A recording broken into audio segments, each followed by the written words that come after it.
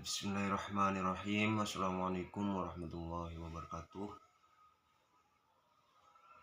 Hari ini saya akan menjelaskan tentang kehidupan Luqmanul Hakim atau kita kenal dengan Luqman Al-Hakim.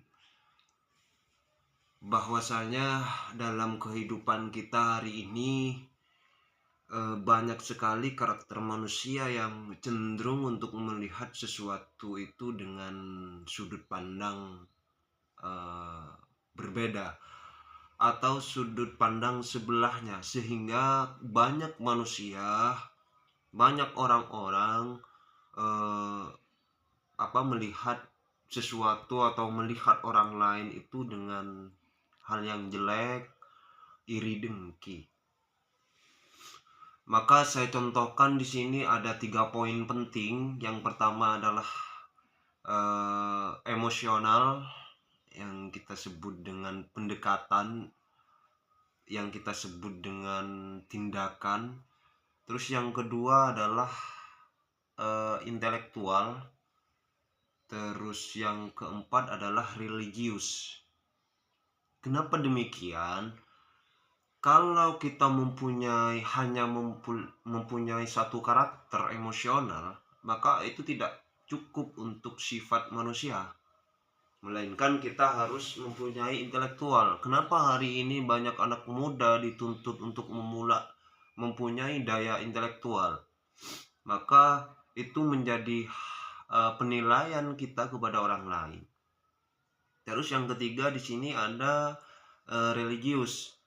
Emosional dan intelektual ini tidak cukup. Hari ini banyak sekali orang-orang pintar, orang-orang cerdas, namun jarang sekali orang-orang yang religius. Bagaimana kita mendekatkan diri kepada yang di atas.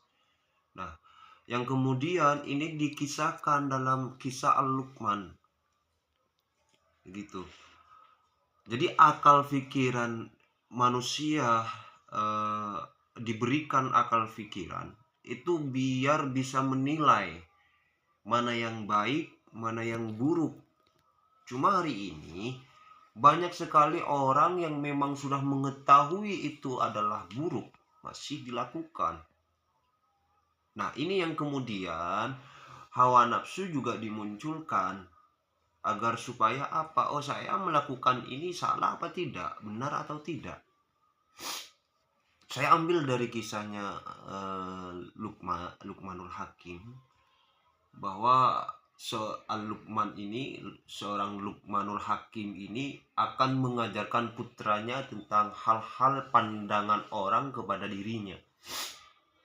Jadi Luqmanul Hakim ini mengajak putranya pergi ke pasar. Di kemudian Luqman dengan putranya ini mendaki atau mengendarai seorang keledai.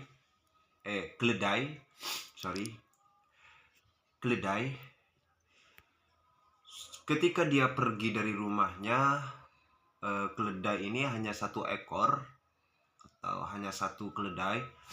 Putranya diletakkan di atas keledai itu. Berjalanlah Luqmanul Hakim dengan putranya sambil lalu menunggangi si keledai ini. Ketika sampai di perjalanan, ada bertemu dengan seseorang. Nah, seseorang ini berbicara, "Hei Luqmanul Hakim, kau mengajarkan anaknya, kau mengajarkan putranya bagaimana? Putranya yang masih anak kecil sudah kau letakkan di atas keledai. Etika dan akhlaknya, azabnya kamu, itu gimana? Bagaimana cara kamu mendidik anaknya? Kok sudah diletakkan di atas keledai, sedangkan kamu sendiri ada di bawah? Gimana etika akhlak seorang anak kepada bapaknya?" Terus si Luqmanul Hakim tidak merespon perkataan orang tersebut. Lalu jalanlah Luqmanul Hakim, tetap berjalan bersama putranya. Cuma putranya itu diturunkan Digantilah seorang Luqmanul Hakim di atas keledai itu, berjalan terus berserta putranya. Ketemu lagi dengan seseorang di perjalanan, di tengah jalan. Luqmanul Hakim, kamu itu manusia yang seperti apa? Kok sudah dengan teganya kamu meletakkan anaknya di bawah, sedangkan kamu enak-enakan di atas keledai. Kenapa kau bukan putranya diletakkan di atas keledai itu? Kasihan putranya berjalan kaki dengan jarak yang bukan sebentar. Kamu tega-teganya meletakkan atau menaruh putranya di bawah. Lalu Luqmanul Hakim itu turun dari atas keledai, terus berjalan sambil lalu menuntun si keledai. Ketemu lagi dengan seseorang. Luqmanul Hakim, kamu itu adalah manusia paling bodoh sedunia. Itu sudah ada unta, sudah ada keledai, kenapa kamu kok tidak menunggangi? Kasihan putranya kamu berjalan kaki, kamu juga berjalan kaki. Lalu untuk apa keledai itu? Lalu setelah itu Luqmanul Hakim melanjutkan perjalanan lalu menunggangi keledai bersama putranya dan si Luqmanul Hakim. Sampailah dia ke pasar. Di pasar lagi dia juga ketemu dengan seseorang. Lalu seseorang itu berbicara lagi atau ngomong lagi kepada si Luqmanul Hakim, kamu itu manusia yang tidak punya tega, tidak punya hasrat untuk melindungi hewan. Ini hewan masih hewan satu, tapi ditunggangi kamu dengan putranya. Ini kamu manusia macam apa?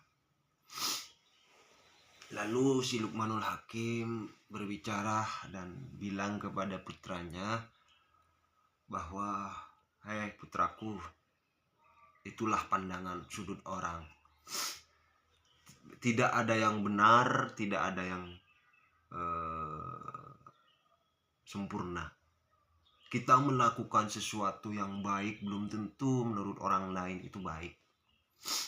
Kita melakukan sesuatu yang benar di jalan kita belum tentu untuk orang lain itu benar. Nah, itulah kehidupan kita ke depan. Dan lakukanlah apa yang perlu kamu lakukan dan lakukanlah semestinya yang itu di jalannya. Lakukan dengan benar dan sejujurnya. Jangan tanggapi perkataan orang lain. Begitulah kira-kira kesan dan pesan Luqmanul Hakim kepada putranya. Yang kemudian putranya pergi lalu mencari hal yang memang dibutuhkan di pasar. Itulah kehidupan manusia hari ini. Banyak sekali penilaian orang-orang terhadap diri kita. Meskipun diri kita sudah melakukan hal yang benar, namun belum tentu buat orang lain itu benar. Terima kasih. Jangan lupa untuk ngopi. Assalamualaikum warahmatullahi wabarakatuh.